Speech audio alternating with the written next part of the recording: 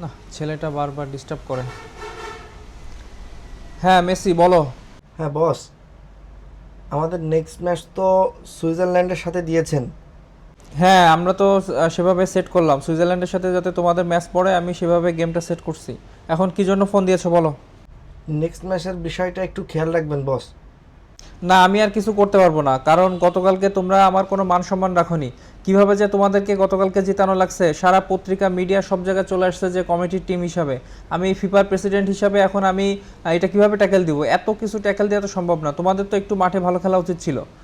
আমি আর কত সেট আপমেন্ট করবো? বস, আপনার সাথে কিন্তু আমাদের একটা কন্ট্যাক্ট ছিল।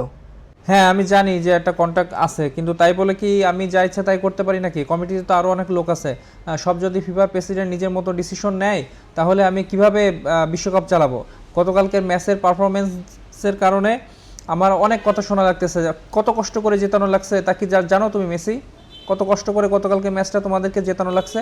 বস, আপনার অ্যাকাউন্টটা একটু চেক করেন, অ্যামাউন্ট ডবল করে দিয়েছি। আচ্ছা আমি একটু অ্যাকাউন্টটা চেক করে দেখতেছি। হ্যাঁ ঠিক আছে, আসছে, অ্যামাউন্ট আসছে।